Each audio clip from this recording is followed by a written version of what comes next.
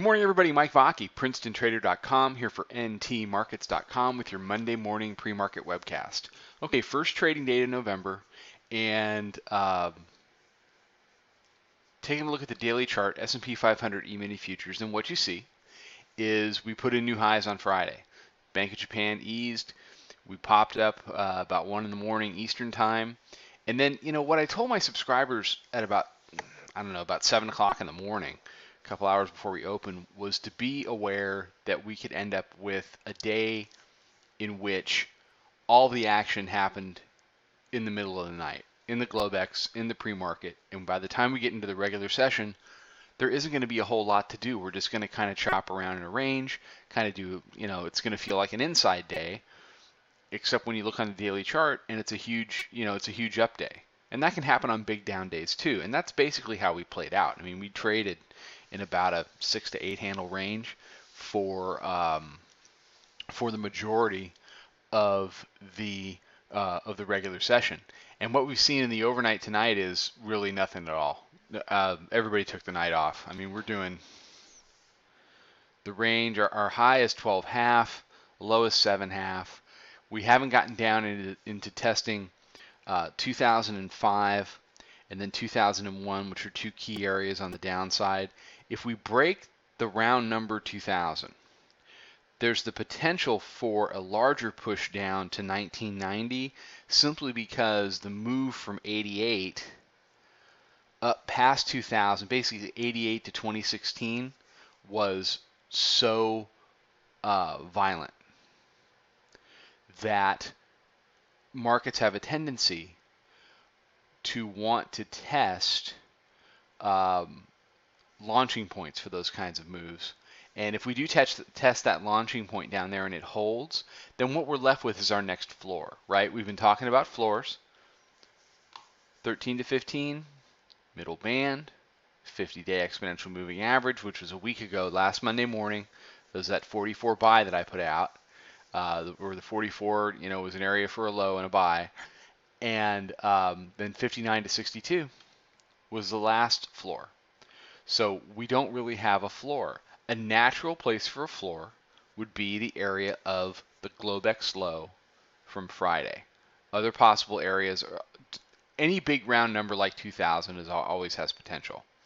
But you've got 2005, 2001 was more tested, and then you go down to 90 to 88 to 90, which would then qualify as a floor.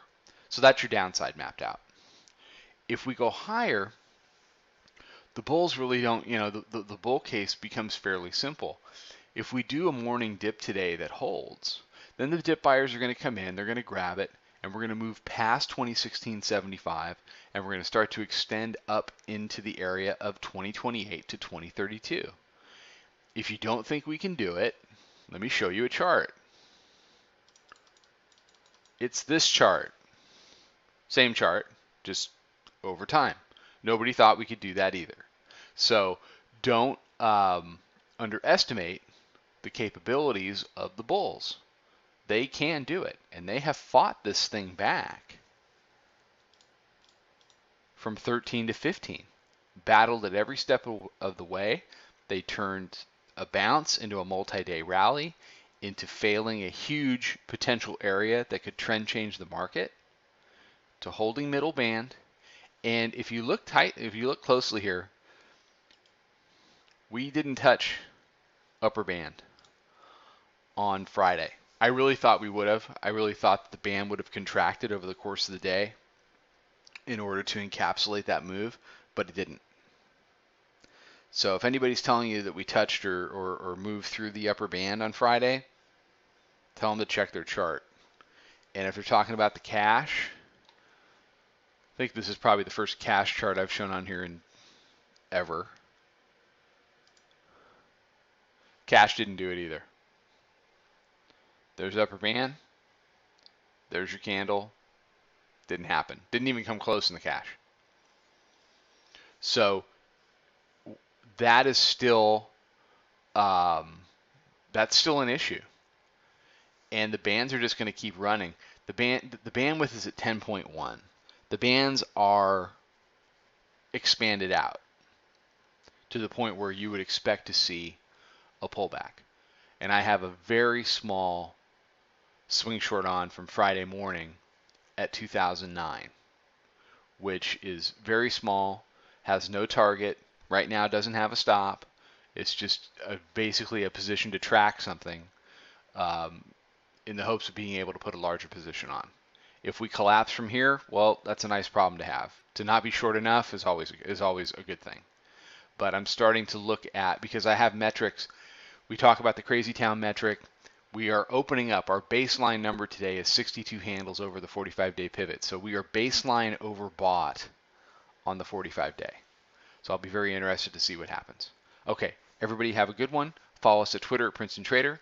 Check out the website, princetontrader.com. Come check out the chat room. I will be back tomorrow morning with another webcast. Trade them well.